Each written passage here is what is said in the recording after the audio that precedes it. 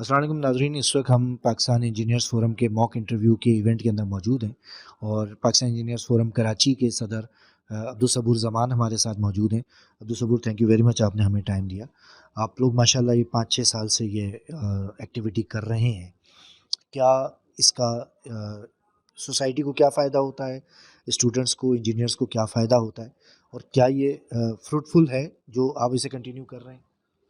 بسم اللہ الرحمن الرحیم. صلاح الدین بھائی، آپ تو کور کر رہے ہیں ماشاء اللہ سے ہمارے ایونٹس کافی عرصے سے. تو شاید پتہ نہیں پہلے بھی تذکرہ کبھی ہوا تھا کہ یہ ہمارا جو ہے سب سے پہلا ایونٹ جو موک انٹرویو کا ہم نے کنسیو کیا اور کروایا، یہ تھا 2010 میں. ٹھیک ہے، اور پھر اس کے بعد بیک ٹو بیک جو ہے نا وہ یہ کنٹینیوس چل رہا ہے الحمدللہ.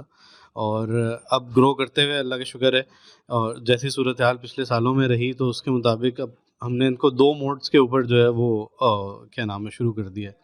ایک آن لائن موڈ کے اوپر بھی، جس میں پاکستان بھر سے جو ہے وہ پارٹیسپیٹ کرتے ہیں، اور فزیکل بھی. تو آج جو ہے یہ فزیکل ہے.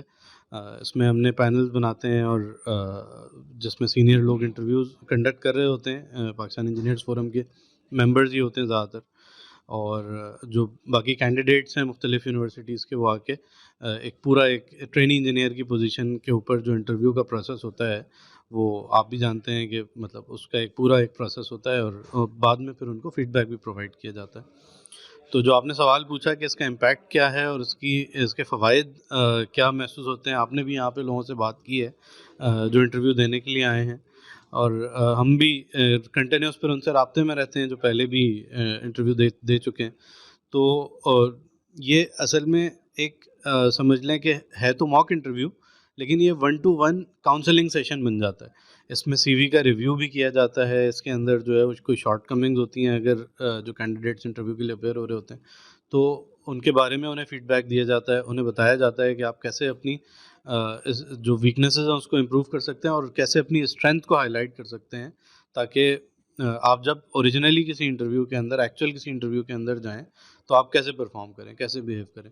اچھا، آپ خود چونکہ انڈسٹری سے ہیں اور یہاں پہ جب اسٹوڈنٹ آتے ہیں ان کو بہت زیادہ امپرومنٹ کی ضرورت ہوتی ہے، کیا دیکھتے ہیں کہ کیوں نہیں اکیڈمیا اور انڈسٹری کا کوئی ایسا لنکیج بن پاتا ہے کہ کوئی فائنل ایئر کے اندر کوئی ایسا کورس رکھا جائے، کوئی ایسی ورکشاپس کرائی جائیں جس سے اسٹوڈنٹ جو ہیں وہ امپروو ہوں؟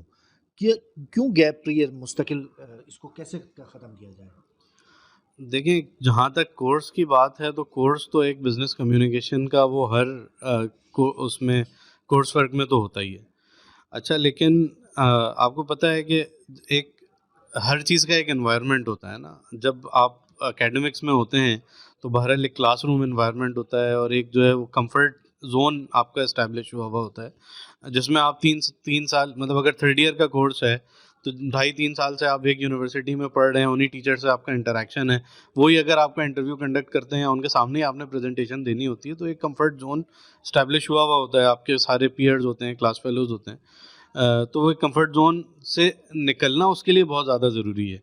ٹھیک ہے، جو المیہ میں سمجھتا ہوں، جو آپ بات کر رہے ہیں کہ اکیڈمیا اور انڈسٹری کا ایک لنکیج نہیں بن پاتا ہے.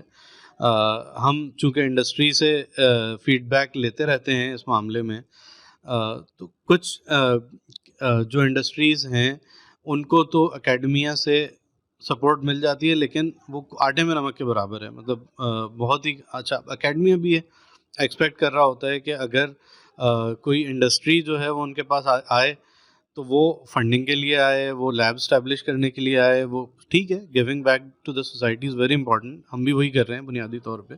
لیکن اکیڈمیا کو بھی اس مائنڈ سیٹ کو لینا پڑے گا اور سیریسلی لینا پڑے گا کہ انڈسٹری کے جو پرابلمز ہیں ان کو ریزالو کرنے کے لیے انہوں نے سولوشنز پرووائڈ کرنے ہیں.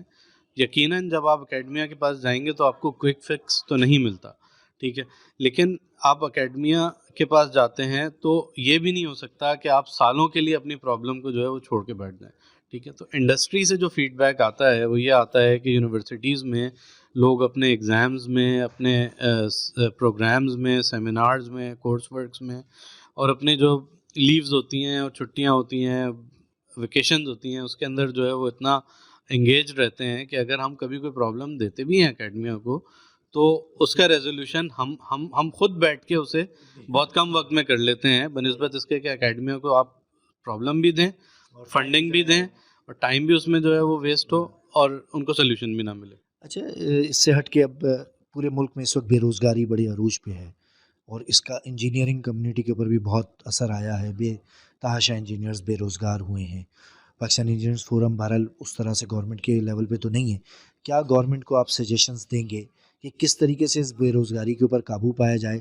اور آپ لوگ اپنے لیول کے اوپر کوئی اس حوالے سے کوشش کرتے ہیں کہ بے روزگار انجینئرز کو کہیں جاب کے حوالے سے کہیں سلسلہ بن سکے ان کا؟ جو گورنمنٹل لیول کی جو بات ہے وہ تو دیکھیں اصل میں انجینئرنگ کی فیلڈ ایک ایسی فیلڈ ہے کہ جب ملک میں گروتھ اور ڈیولپمنٹ آتی ہے, اکنامک گروتھ ہوتی ہے, تو انڈسٹری بھی ڈیولپ ہوتی ہے. انڈسٹری ڈیولپ ہوتی ہے تو اس میں انجینئرس کی مانگ جو ہے وہ بڑھتی ہے. یہاں اس وقت ہمارے پاس جو ہے وہ ایک ڈیمانڈ اور سپلائی کا ایک بھرپور جو ڈفرینس ہے وہ موجود ہے. ٹھیک ہے, جو آپ کو پتہ ہے کہ بہت ساری پرائیویٹ یونیورسٹیز جو ہیں جو انجینئرس کو گریجویٹ کروا رہی ہیں, اس طرح سے ہماری انڈسٹری میں وہ ایکسیپٹنس کا جو ہے وہ اس وقت لیول موجود نہیں ہے, اور گزشتہ کئی سالوں سے جو ہے یہ اسٹیٹس ہم دیکھنے کے ہے. دیکھیں بہت ایک بڑی تعداد جو ہے الیکٹرانکس انجینئرس کی الیکٹریکل انجینئرنگ کے ساتھ مرج ہو کے نکل رہی ہے. اور پھر آپ بھی جانتے ہیں, ہم بھی جانتے ہیں کہ ٹیکنالوجی اس وقت جو ہے وہ دنیا کی سب سے زیادہ گرو کرنے والی اور سب سے زیادہ کیا نام ہے ہائیلی ریوارڈنگ جو ہے وہ فیلڈ ہوتی جا رہی ہے. ہمارا پڑوسی ملک جو ہے وہ انڈیا, ہم دیکھتے ہیں کہ وہ ٹیکنالوجی کی فیلڈ میں بہت زیادہ آگے بڑھ چکا ہے. آپ اگر فارچون 500 کمپنیز کی بات کریں, اس کے اندر ٹیکنالوجی کمپنیز کی بات کریں, تو ان کے جو زیادہ تر سی ای اوز ہیں وہ انڈین گریجویٹس ہی ہیں, اور جنہوں نے آگے جا کے اپنی ایجوکیشن کو کنٹینیو کیا. پاکستانی گریجویٹس جو آئی ٹی سے جن کا تعلق ہے رہا ہے یا الیکٹرانکس سے رہا ہے, انہوں نے بھی بہت اچھا پرفارم کیا, بہت اسٹارٹ اپس لے کر آئے ہیں.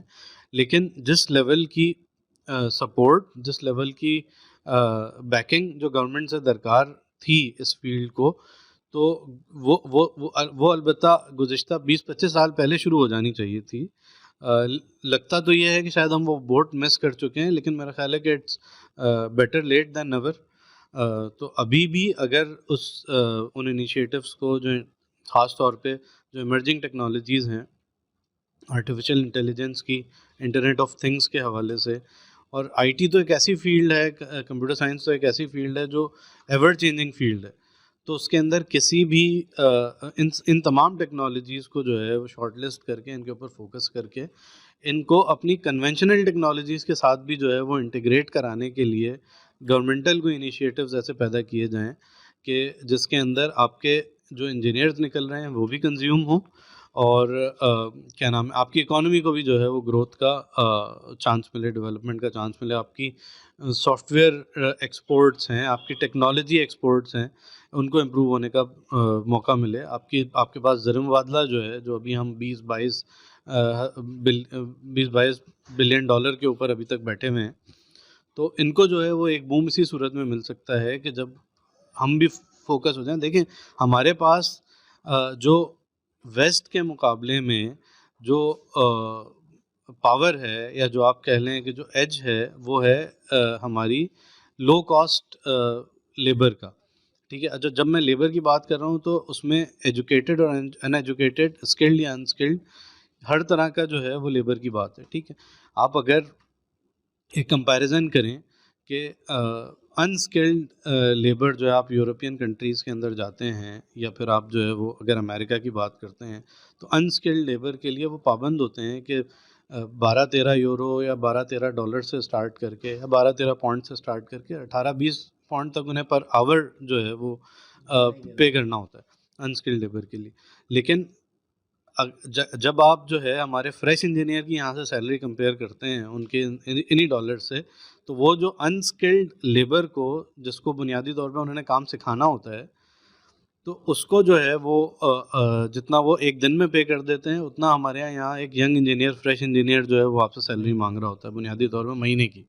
ٹھیک ہے, تو یعنی کیوں, اور اس کے اندر اسکل کو انہینس کرنے کی, اپنے نالج کو گراسپ کرنے کی کوئی کمی نہیں ہوتی ہے اگر آپ اس کو پراپر ٹریننگ پرووائڈ کر دیں.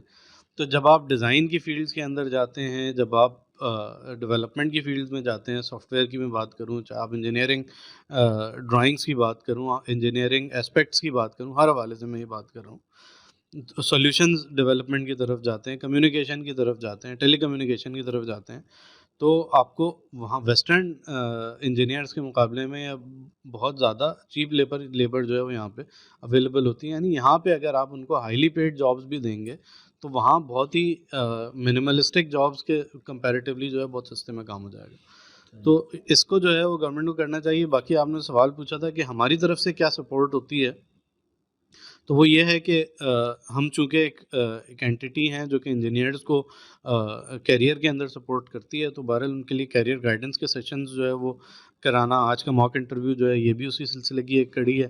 پھر ریگولرلی جو پرائیویٹ جابز آتی ہیں، گورنمنٹ جابز آتی ہیں، اس سے اپنے ممبرس کو اپڈیٹڈ رکھنا تاکہ وہ ٹائملی اس کے اوپر اپلائی کر سکیں، اور جہاں جہاں پہ انہیں سپورٹ کوپریشن کی ضرورت ہو، نیٹ ورک جو ہے وہ اس کے لیے اسٹیبلش کرنا، وہ ہم ان کے لیے کر کے دیتے ہیں الحمدللہ. یہ ہماری انیشیٹو پہ. Thank you very much Abdul Saboor.